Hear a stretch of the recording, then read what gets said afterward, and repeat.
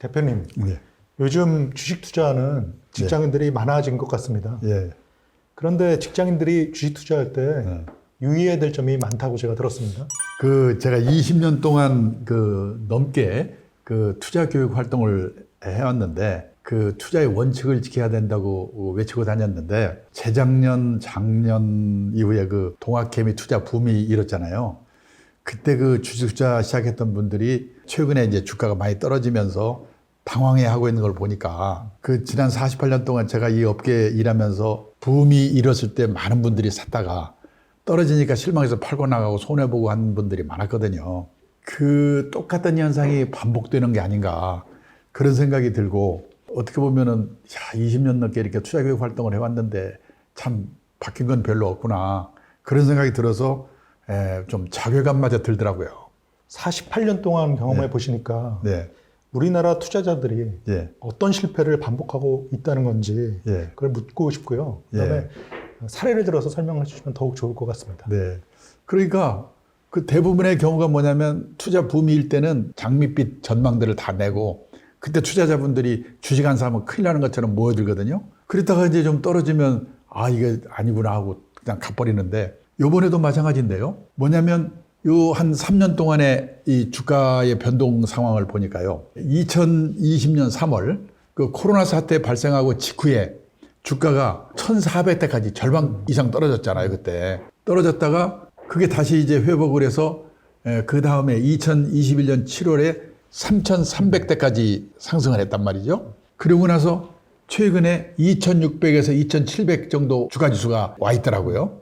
개인 투자가들은 그러면 언제 주로 샀느냐 보니까 2,900대에서 3,300대. 그러니까 거의 피크 전후에서 그동안에 산 주식의 65%를 그때들 다 타셨더라고요. 그런데 2021년 7월 주가 지수가 3,300대일 때 그 피크에서 지금까지 20% 가까이 떨어져 있거든요, 지금요. 그리고 투자자들이 가장 많이 산 10대 종목, 삼성전자, 카카오, 네이버 이런 10대 종목만을 보니까 금년 들어서 18% 정도 떨어졌더라고요. 근데 지금 앞으로 전망들은 밝게 하는 분들이 거의 없잖아요. 우리나라 금리도 미국 금리도 앞으로 더 오를 거다. 우크라이나 사태가 나가지고 어떻게 된다. 그래서 다들 지금 비관적인 분위기란 말이죠. 그래가지고 또 한국 주식은 안 되니까 미국 주식 사야 되는 거 아니야? 테슬라도 사겠다고 또 나이 든 분들, 노인분들도 그거 사고 말이죠. 그런 상황이 그냥 반복되고 있는 거예요. 개인 투자자들이 예. 왜 고르기만 하면 이렇게 실패를 하고 투자에 실패를 하는지 그 원인이 뭔지 궁금하고요. 예. 증권사의 리서치 센터라든지 또는 수많은 경제 유튜버들이 아주 수준 높은 종목 분석, 시장 분석 이런 걸 다 해주기 때문에 예전보다도 훨씬 더 좋은 환경인데 그렇죠. 왜 이런 일이 계속 반복되는지 그게 궁금합니다. 저는 투자 레포트 같은 거 이렇게 읽어보면은 그리고 유튜브 방송에서 종목 분석이라든지 이렇게 하고 있는 걸 보면은 참 어떻게 이런 것까지 분석할 수 있을까 그런 자료들이 많이 나오거든요. 근데 문제는 본업이 있는 직장인들이 예를 들어서 전업 투자자, 애널리스트, 펀드 매니저 이런 분들 하는 거를 따라서 할 수 있겠는가 하는 게 하나 문제고요. 워렌 버핏이라든지 피터 린치 같은 전설적인 투자가들이 뭐라고 하냐면 단기 시황 예측은 불가능하다. 그렇게 얘기를 하고 있거든요. 근데 지금 우리나라 투자자분들이 2-3년 동안 한 걸 보면은 초단기 투자들 다 하셨더라고요. 2020년, 그러니까 재작년인데요. 아마 같은 패턴이 작년에도 계속됐는데 작년 자료가 없으니까 제가 말씀을 드리는데 2020년 1년 동안에 우리나라 개인 투자자들이 평균 주식을 사고 팔고 한 매매 회전율이 1600%라고 되어 있더라고요. 그러니까 100%면요. 한 번 사고 팔고 하는 거예요. 1600%라는 것은 16번을 사고 팔고 했다는 거예요. 불가능하다는 단기 시황 예측을. 그리고 더 놀란 거는요. 20, 30대 남성 투자자. 20, 30대 남성 투자자들의 회전율은 6,800%. 지금요. 정상적인 세계에서 유명하다는 자산운용사들이 회전율을 평균을 보면은 20 내지 30%라고 그러거든요. 그러니까 보통 4년 내지 5년에 한 번씩 사고 팔고 한다는 뜻이에요. 근데 6,800%니까 1년 동안에 68회전을 사고 팔고 했다는 얘기예요. 그러면 일주일에 한 번 이상 사고 팔고 하면서 그 바쁜 시간에 일은 언제 하고 그리고 초단기 매매를 해서 성공을 할 수 있는가? 일부 아주 특별한 사람 성공할지도 모르죠. 그리고 계속 성공할 수 있는가? 이런 걱정이 되는 거죠. 1년에 68회 사고 팔았다고 하면 예. 5일에 한번 매매를 했다는 건데 굉장히 단기 투자로 보입니다. 그러면 예. 이런 젊은 투자자들이 예. 그것도 직장인들이 이렇게 주식 투자에 시간을 쏟으면 예. 이게 회사 일에도 지장을 주지 않을까요? 그러니까 뭐냐면 작년 재작년에 우리나라에 유행했던 말이 뭡니까? 돈에도 일을 시켜라. 월급 받으면은 그냥 놔두지 말고 그 월급에도 일을 시켜라. 그래서 투자 붐이었잖아요.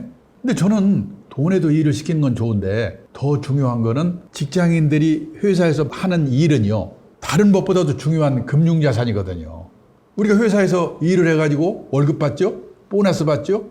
그 다음에 퇴직금 받죠? 그러니까 일에서 성공을 해야 되는데 다 뭐냐? 돈에만 일을 시키려고 하는 것처럼 그냥 자기 직업은 소홀히 한 채 사고팔고 하는 게 문제라는 거죠, 저는. 2년 전인가요? 영국 옥스퍼드 대학의 마틴 스쿨이라는 데서요. 고용의 미래라는 보고서를 발표를 했는데 거길 보니까 2033년까지 지금부터 한 10년 후까지 현재 있는 직업의 47% 절반 가까이가 사라질 거래요. 그럼 직장인들은요. 내가 지금 하고 있는 일이 언제 사라질지 모르는데 그러면 그때는 어떻게 할 건가. 그런 거를 생각해야 되는데 주식 사고팔고 하면서 그런 생각은 언제 할 거냐 이거죠. 결국은 초단타 매매로 직업에서도 성공 못하고 일에서도 성공 못하는 저는 48년 동안 이 업계에 종사하면서 직장인들이 재테크에 쫓겨다니느라고 재테크도 못하고 일에서도 성공 못해서 도태한 사람들을 많이 봤거든요. 나는 이번에도 똑같은 일이 생기는 거 아닌가. 저는 그래서 수십 번 얘기하는데 가장 큰 투자 엔진은 자신의 직업이다. 하여튼 돈에도 일을 시키는 건 좋은데요. 투자를 하는 것도 좋은데 자기 일을 예를 들어서 해치는 소홀히 하는 그런 정도로 재테크를 해서는 안 된다고 생각하거든요. 저는 그게 걱정이 되는 거예요. 투자의 선진국이라고 하면 미국을 들 수 있는데 예. 그렇다고 하면 미국에서 굉장히 일반 투자자들의 투자가 활성화되어 있는 나라인데 네. 이 나라에 미국의 개인 투자자들은 그럼 어떤 투자를 하는지 보니까 미국도요. 1980년대까지는 지금 우리나라나 비슷했더라고요. 그 미국에서 낸 자료들을 보면 역사를 보면은 그때 실패를 여러 번 반복하면서 이제 반성을 하더라고요. 예를 들어서요. 피델리티라고 하는 세계적인 자산운용사 있잖아요. 그 회사가 운영하는 펀드 중에 마젤란 펀드라는 게 있는데 이거는 뭐 전설적인 펀드라고 아주 유명한 펀드예요. 이 펀드를 1977년부터 90년까지 13년 동안 운영한 펀드 매니저가 피터 린치라고 하는 전설적인 펀드 매니저거든요. 근데 이 사람이 77년부터 90년까지 13년 동안에 그 총 수익률을 얼마 냈냐면 2700%, 27배. 연평균 수익률이 29%더라고요. 그러면 그때 투자한 사람들은 다 돈을 벌었어야 되잖아요. 근데 제가 자료를 읽어보니까 그 시기에 투자한 투자자들의 절반 정도가 손실을 봤다는 거예요. 13년간 수익률만 네. 2700%니까 네. 원금 빼고도 27배를 네. 얻었다는 건데 네. 그런데 그렇게 보면 또 연평균 수익률을 제 계산해 보니까 29% 정도 네. 되더라고요. 근데 이런 펀드에 투자했으면 어떤 시기에 들어가도 수익을 낼 수밖에 없을 것 같은데 네. 지금 말씀하시는 게 그 투자자 중 절반이 네. 손실을 보고 나갔다 네. 이런 말씀하시니까 굉장히 의아합니다. 그 문제는 2700% 오르더라도 이렇게 오르면 상관이 없어요. 오르더라도 이렇게 오르거든요. 이게. 그러니까 뭐냐? 이번 동학개미 이 투자자들이 한 거가 2021년 그 피크일 때 사서 지금 20% 가까이 떨어졌잖아요. 그런데 예를 들어서 만약 이 시기에 참지 못하고 그냥 팔고 나가버리면은 결국은 똑같은 현상이 일어나는 거죠. 그 사람들도 대개 보니까 1980년대, 70년대에는 미국 사람들도 대부분 피크일 때 오를 때 다 샀다가 떨어지면 팔고 나가고 그런 행동을 보인 거예요. 그러면서 이게 단기로 이거 사고 팔고 해서는 성공하는 게 아니구나. 그래가지고 그 사람들이 반성을 하고 열심히 분석을 하고 이 시황 전망도 분석하고 종목도 분석을 하되 결국은 장기 투자, 분산 투자라는 원칙을 지키지 않고는 성공할 수 없겠구나. 그래서 미국에서 장기 투자, 분산 투자의 투자 문화가 조성이 된 거예요. 그러니까 미국도 처음에는 우리랑 비슷했는데 네. 오랜 기간 투자를 하다 보니까 경험을 얻은 거네요. 네. 장기 분산 투자의 원칙을 지켜야지 네. 결국은 성공 확률을 높일 수 있구나. 그래서 이제 그렇게 성공한 그 성공 체험이 미국에는 있기 때문에 사람들이 다 그렇게 하고 있는 건데 다는 아니지만 대부분이. 근데 우리는 지금 제가 말씀드린 것처럼 지금까지 계속 붐일 때 샀다가 떨어지면 나가고 이런 거를 그대로 반복되어 가지고 그냥 투자는 약간 도박 비슷하게 주식 투자는. 저 오늘 아침에 KBS 아침마당에 출연을 했는데 거기 토크 하는 중에요. 어떤 여성분이 뭐라고 하냐면 자기 남편이 자기 몰래 주식 투자해가지고 손해를 많이 봐서 앞으로 주식 투자했다가는 죽을 줄 알라고 그랬다고 그래요. 그래서 내가 뭐라고 그랬냐면 그런 말 들으면 사람들이 주식 투자를 그렇게 생각할 거 아니에요. 그래서 제가 선생님 그거는 투자를 말리시지 말고 제대로 원칙을 지켜서 투자하도록 만드셔야 됩니다. 그렇게 얘기를 했는데 그게 무슨 말인지 알아들었는지 모르겠지만은 참 그게 걱정이 되는 거예요. 따지고 보면 저희 부모 세대는 예. 먹지 않고 쓰지 않고 그래서 열심히 많이 모아서 저축하면 예. 이 부를 쌓았잖아요. 예. 근데 우리는 왜 이 투자를 해야 되는지 그거에 대해서도 좀 설명해 주시면 좋을 것 같습니다. 그러니까 우리 부모 세대들은요. 그때는 다들 빚 얻어서 집 사고 뭐도 하고 다 그렇잖아요. 가난할 때니까. 이 소위 말 플로우라고 그러죠. 수입은 고성장기니까 있는데 쌓아놓은 게 없는 거예요. 빚 얻어서 집 사고 그거 갚고 애들 학자금 꾸어서 내고 또 갚고 그러니까 운용할 자금이 없는 거예요. 첫째. 또 그때는 금리가 기억나겠지만은 뭐 10몇 %, IMF 직후 같은 데는 막 20%, 30% 1년 만기 금리가 그랬잖아요. 그럴 때는 투자 같은 거 할 필요 없어요. 예금만이도 팍팍팍 늘어나니까. 근데 지금 금리가 올랐다고 그러는데 1년 만기 정기 금리가 2% 정도거든요. 앞으로 올라도요. 한 3%까지 오를지는 모르지만 옛날 같은 그 10% 가까운 그런 금리 시대는 오질 않거든요. 그러니까 리스크가 따르더라도 주식이나 주식형 펀드 같이 보수익을 낼 가능성이 있는 투자 상품에다 운용하지 않고는 재산 형성이 어렵게 됐단 말이죠.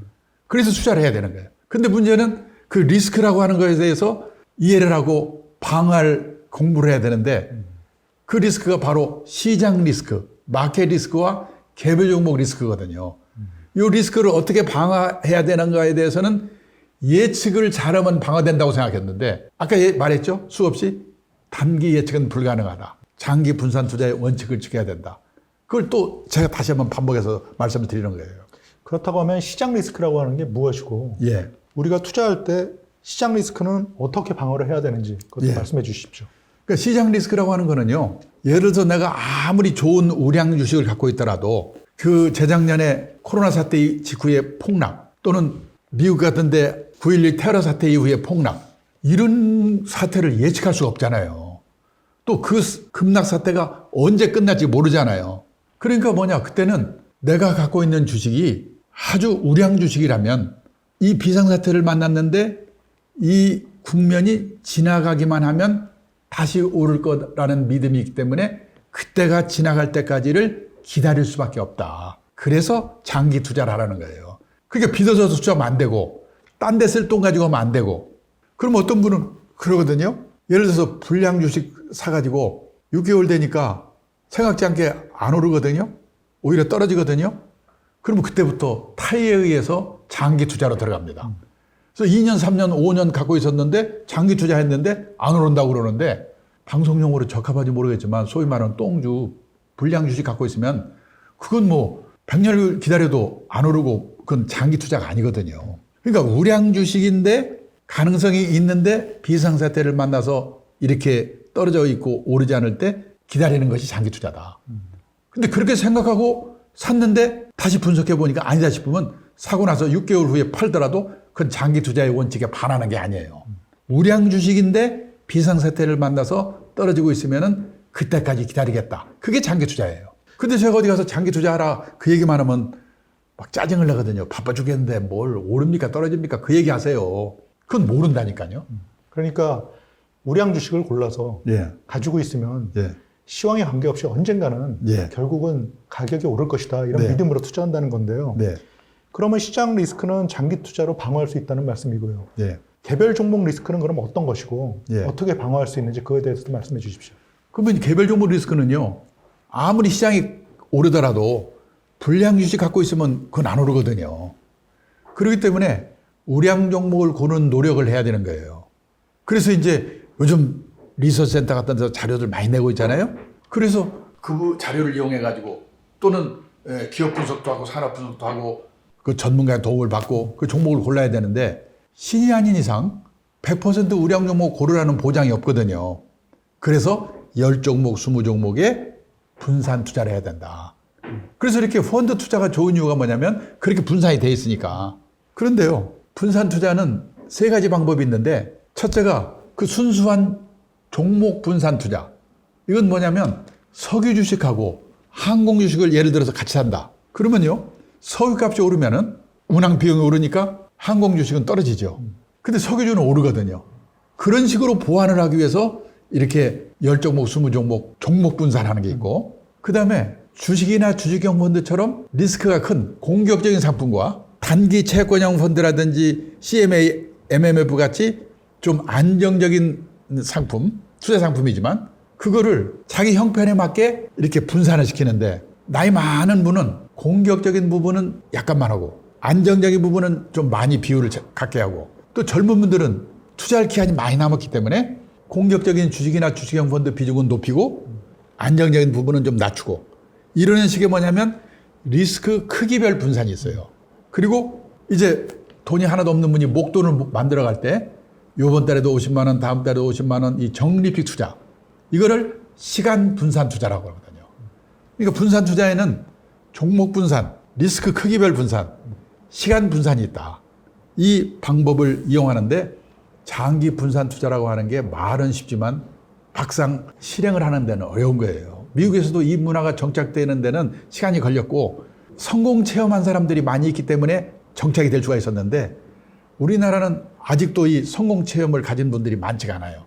근데 그 원칙을 지키는 노력은 해야 된다. 그래서 제가 장기 투자, 분산 투자의 원칙을 얘기를 하는데 근데 이 구체적인 방법에 대해서는 나중에 다시 또 말씀드릴 기회를 갖도록 하겠습니다.